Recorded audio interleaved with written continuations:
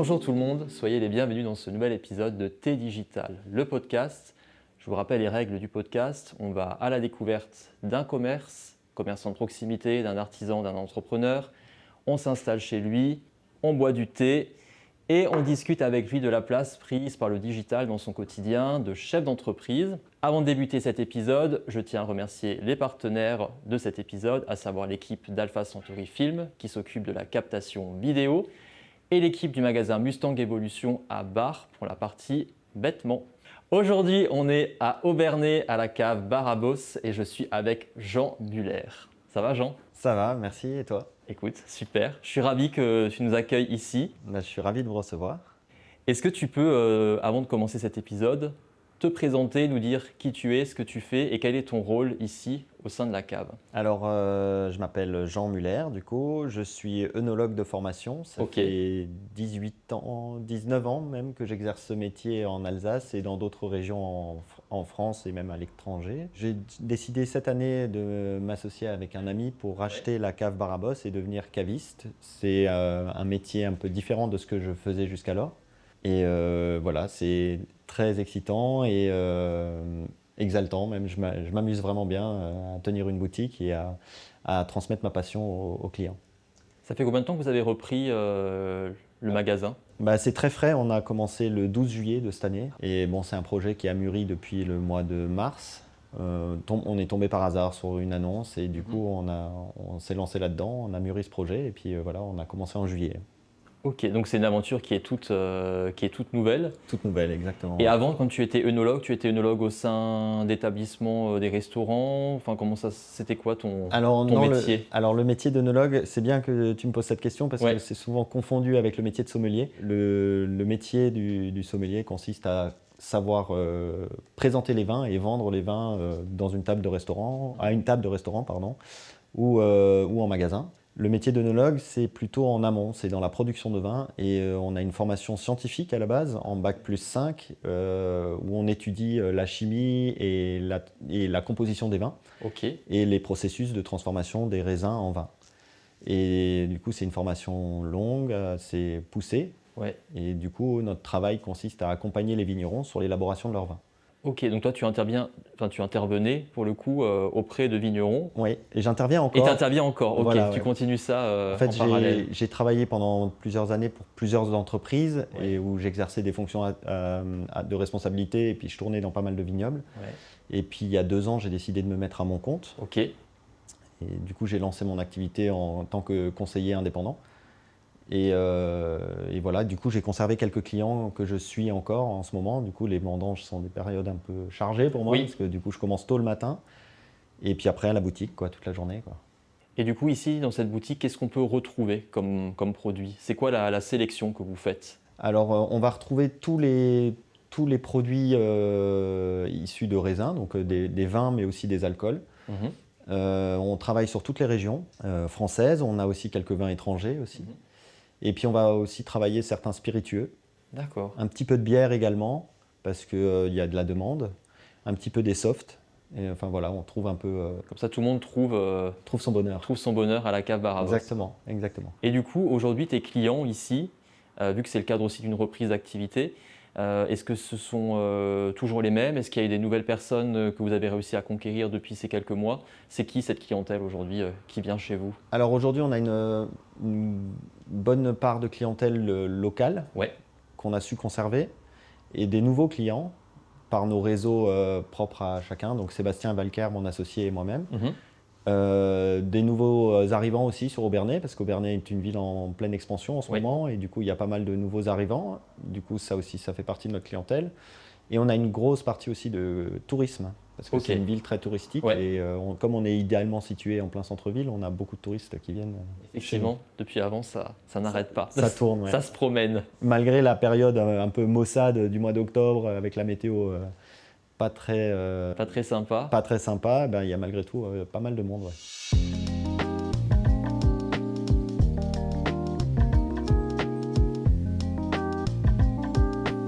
Du coup, on va s'intéresser au digital, parce que c'est aussi pour ça qu'on est là. Est-ce que toi, dans le cadre de la reprise de la cave, est-ce que le digital a joué son importance ou pas? Enfin, comment tu appréhendes ça au quotidien? J'ai envie de donner vraiment un souffle nouveau dans ce qui était fait jusqu'à présent.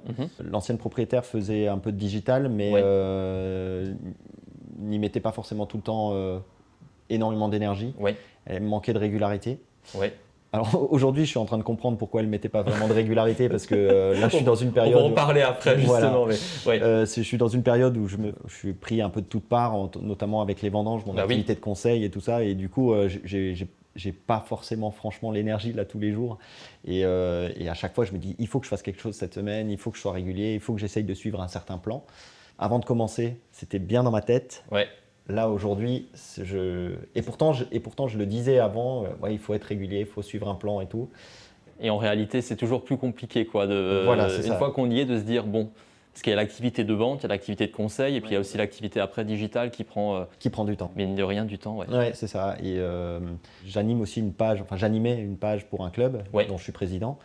Et je me suis rendu compte de l'intérêt du digital à ce moment-là. Et c'est pour ça que je tenais vraiment à le faire et à mettre vraiment de l'énergie dedans. J'ai fait jusqu'à présent, mais là, c'est sûr que… Alors, je suis bien aidé avec mon apprenti, Julia, qui m'aide pas mal et qui a des idées, qui m'insuffle pas mal d'idées. Mais c'est sûr que, au quotidien, c'est compliqué de trouver le temps et l'énergie pour publier. Et de maintenir la cadence, Pour toi, c'est obligatoire, c'est optionnel, c'est nécessaire. Comment tu pourrais qualifier le digital au sein de ton entreprise? Pardon pour la réponse de Normand, mais un peu de tout, je dirais, parce que en fait, obligatoire, alors c'est toujours facile, c'est toujours un peu délicat de juger de la pertinence et de l'intérêt du réseau social, mais pour autant, là, maintenant qu'on a réussi un petit peu à le dynamiser, on a quand même des retours où des gens ils nous ont dit on a vu votre inauguration et tout, c'était bien, vous aviez du monde. Donc ça veut dire qu'on est vu, ça veut dire qu'on est épié, qu'on est surveillé, enfin pas surveillé, mais voilà. On vous voit, voilà. On vous surveille, quoi, déjà, on se rend compte de l'impact. Après, c'est comme tout marketing, c'est très compliqué d'en mesurer l'impact direct financièrement parlant, quoi, je veux dire. Vous êtes présent sur quel réseau aujourd'hui, la cave? Alors aujourd'hui, on est présent sur LinkedIn, Instagram et Facebook, mais bon, surtout actif sur Instagram et Facebook. Ok. Pourquoi vous avez fait ces choix-là, plutôt d'être actif sur Insta et sur Facebook? Par des soucis de simplicité, parce que bon, moi j'ai plus de facilité à gérer ces réseaux-là. Les réseaux LinkedIn aujourd'hui, de mon autre activité de conseil, j'étais aussi, et je me suis rendu compte que ce n'était pas forcément d'un intérêt énorme pour mon autre activité. Et c'est pour ça que j'ai peut-être mis un petit peu ça en retrait. Mais bon, c'est peut-être un tort, je ne sais pas. En tout cas, pour la clientèle de boutique, je ne suis pas sûr que LinkedIn soit vraiment d'un intérêt énorme. Non, c'est plutôt pour les professionnels. Exactement, ou pour d'autres, des revendeurs de vin, ou même des domaines que tu aurais peut-être envie de distribuer. C'est ça, souvent utilisé dans le cadre de la prospection, en fait. Ouais, je pense également, Et pour les entreprises, les cadeaux d'entreprise, parce on a aussi une activité de cadeaux d'entreprise pour les fins d'année. Ça permet d'avoir de la visibilité pour eux à ce niveau-là. Et de donner des idées aussi, surtout. Donc Facebook, Instagram. Essentiellement, Qu'est-ce que tu diffuses comme contenu sur ces réseaux? Est-ce que tu diffuses les mêmes? Est-ce que tu différencies? Alors non, je diffuse les mêmes. En général, je fais par solution de facilité. La publication Instagram repartagée sur Facebook. Je me rends compte que sur Facebook, on n'a pas forcément les mêmes retours en fonction des publications. Les Reels, ça marche vraiment bien sur Instagram, mais pas sur Facebook, par exemple. Donc tu diffuses des Reels, tu diffuses quoi d'autre encore? Des publis, donc photos avec actualité, de nouvelles références qui rentrent en boutique. Voilà, des idées cadeaux, par exemple, des choses comme ça, ou des associations MEV. Et là, ça sera plus publication. Et effectivement, on voit que la publication, ça marche un peu sur Instagram, mais ça marche vraiment beaucoup sur Facebook. Et les stories aussi. Et stories, pareil, il y a un vrai suivi sur Insta, pas vraiment sur Facebook. Tu diffuses des stories à quelle fréquence? Est-ce que c'est tous les jours? C'est plusieurs fois par semaine? C'est quoi le curseur? Alors, le curseur, l'envie, c'est tous les 2 jours. Expectation, reality. Reality, c'est compliqué. Non, quand j'y arrive, quand Julia est là, justement, du coup, ça me permet d'être assez régulier, de me rendre compte qu'il faut que je le fasse. Et du coup, là, j'arrive à peu près à tous les 2 jours. Mais sinon, quand je suis seul en boutique et que j'ai à la fois le travail de boutique et le travail de gestion à assurer, ben, j'arrive moins à être régulier. Enfin, faut être honnête. Ouais. C'est bien d'être honnête. C'est bien de reconnaître qu'on ne peut pas être au four et au moulin ou être présent partout avec la même énergie. Du coup, par rapport à ces réseaux sociaux, c'est quoi les valeurs qu'on retrouve de la Cave Bar à Boss sur ces réseaux sociaux? C'est quoi ce que tu as envie de transmettre au quotidien aux personnes qui te suivent? Le premier message, en tout cas, c'est que je vends un produit qui est… les producteurs ont mis de l'énergie à faire, de l'énergie et surtout de la passion aussi. De la passion et du savoir-faire. Et je vends comme un orfèvre le ferait, un bijou, enfin quelque chose qui a une âme et qui a une vraie valeur artistique aussi. Oui. Et j'aime essayer de transmettre cette valeur artistique et cette qualité de produit. Oui. Donc la qualité, le savoir-faire, c'est ça. Le conseil aussi, j'imagine. Exactement, l'accompagnement. C'est pour ça que de temps en temps, je propose des associations mets vins, même si je ne l'ai pas encore vraiment fait. Et puis l'expertise aussi, l'expertise que j'ai en œnologie, que je souhaiterais mettre en avant. Ça, on ne l'a pas encore commencé, mais on a dans l'idée de le faire, sous forme de petits reels où je fais des petits tutos œnologiques sur des choses qu'on peut observer dans le vin et pour expliquer ce que c'est et ainsi de suite. Il y a aussi tout un côté éducatif, j'ai l'impression, autour du vin, comment le choisir, avec quoi le marier, les différentes saveurs, les différents cépages, etc. C'est quelque chose que je ressens quand on est là. Ouais, ben c'est un peu l'idée que j'ai envie de transmettre. Il y a aussi une idée que j'ai en tête qui fait que j'ai envie de faire ce métier, c'est la vulgarisation du vin. La vulgarisation dans le sens noble du terme, mais vraiment faire comprendre aux gens, aux consommateurs de nos générations surtout, que le vin, c'est pas un produit compliqué en fait, et qu'il faut, pour l'appréhender, c'est simple. C'est simple si on est bien accompagné, si on est bien conseillé, quoi. Et c'est cette simplification, de nouveau dans le sens noble du terme, que j'essaye de transmettre aussi à ma clientèle, quoi. Et du coup, outre ce rôle de vulgarisation du vin, tu as envie de raconter quoi comme histoire sur les réseaux sociaux? Si on devait résumer l'histoire de la Cave Bar à Boss sur Facebook, sur Insta, sur LinkedIn, un terme général, ça pourrait être quoi, selon toi? De rendre l'excellence accessible, en fait. Ok.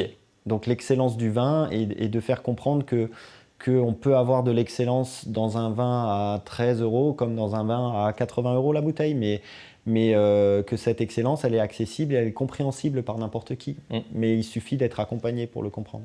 C'est quoi ta principale difficulté au quotidien là-dessus? Outre le temps. Non, mais en fait c'est ça, et puis après c'est de trouver des idées pour rester un peu original et rester un peu dans le coup, quoi. Mais c'est surtout le temps, quoi. Parce qu'il faut des fois se poser et puis y réfléchir et puis planifier aussi. Bon, j'ai remarqué, ce que j'avais déjà constaté par le passé, c'est les audiences aussi, donc savoir à quand publier, ça c'est important. Trouver le rythme, en fait, le bon contenu au bon moment, pour le bon public, ça c'est important, quoi. Alors Jean, je te propose qu'on aille faire un tour sur ta page Facebook. Et on va prendre les dernières publications que tu as faites. Admettons, on va prendre celle-ci. Voilà. Alors moi, je voulais que tu me racontes un petit peu, c'était quoi l'inspiration autour de cette publication? Qu'est-ce que vous vouliez dire? C'était quoi le message autour de ça? Déjà, c'était de mettre en lumière le domaine d'un ami dans le Roussillon. Ok. Et des nouvelles cuvées qu'on référence en boutique qui viennent d'arriver. Et en fait, on avait référencé quelques cuvées de chez lui au début de l'été. Et c'est des cuvées qui ont bien marché. On a eu de très bons retours de notre clientèle. Et du coup, j'ai voulu référencer d'autres choses pour l'automne, avec des vins un peu plus gourmands sur le fruit. C'était l'occasion de les mettre en lumière. Très bien. Et du coup, dans la façon dont tu as construit cette publication, qu'est-ce que tu voulais dire? C'était quoi le raisonnement qu'il y avait autour de ça? On pourrait dire qu'il n'y avait pas de raisonnement et que ça t'est passé par la tête et que tu as publié. Il n'y a pas de mauvaise réponse. Je crois que ça va être ça. Ok, d'accord. C'est vraiment… non, vraiment l'idée c'était je réfléchissais parce que comme je te le disais plus tôt, la problématique aussi par rapport à l'animation des réseaux sociaux, c'est d'avoir des idées aussi pour pouvoir publier. On a des idées en ce moment sur quelques petites vidéos qu'on souhaiterait tourner, mais ça demande du temps et j'avais pas vraiment le temps. Et comme je voulais pas attendre d'avoir une vidéo prête pour faire une publication, je me suis dit allez, on fait une publication, c'est l'occasion, on vient de rentrer les vins et voilà. Donc c'est une publication plutôt d'actualité. Voilà, c'est ça. Pour dire il y a y a ces vins-là qui ont été référencés. Après, la photo, elle est vachement bien parce que du coup, tu as différentes tailles de bouteilles. Tu as aussi le décor automnal qui est derrière et on voit la cave. Donc sur ça c'est plutôt chouette. En termes de légende, pareil, on est sur une légende qui est bien construite, on sait de quoi on parle. Les petites modifications que je pourrais éventuellement te dire, c'est notamment, tu vois, tu peux localiser les postes.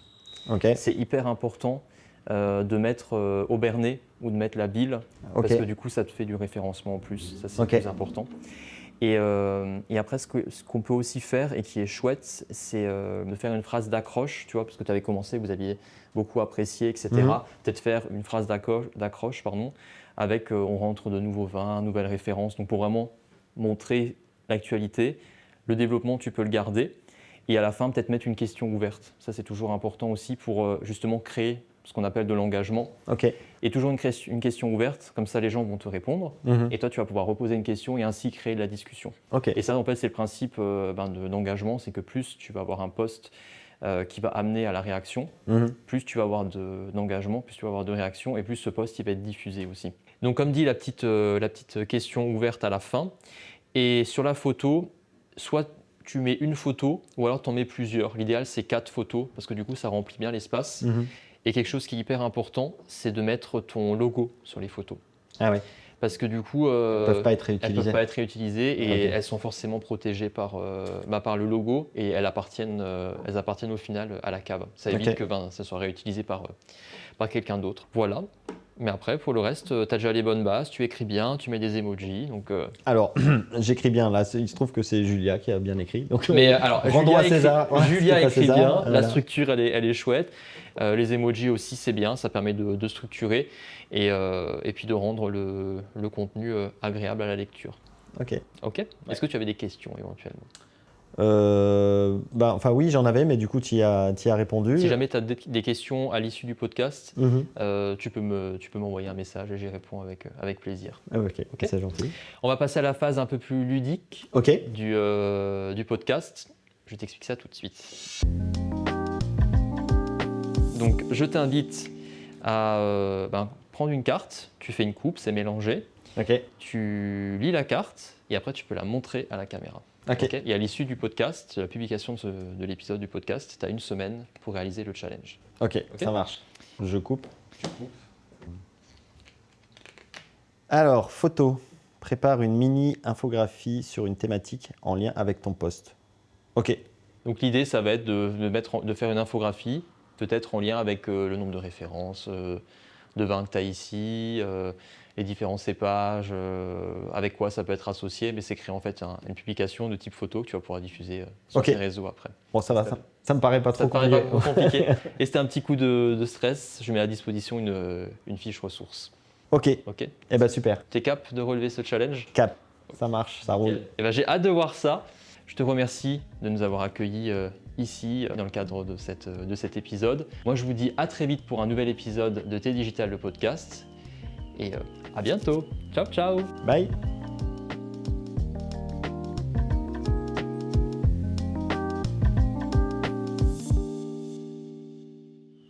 Et voilà.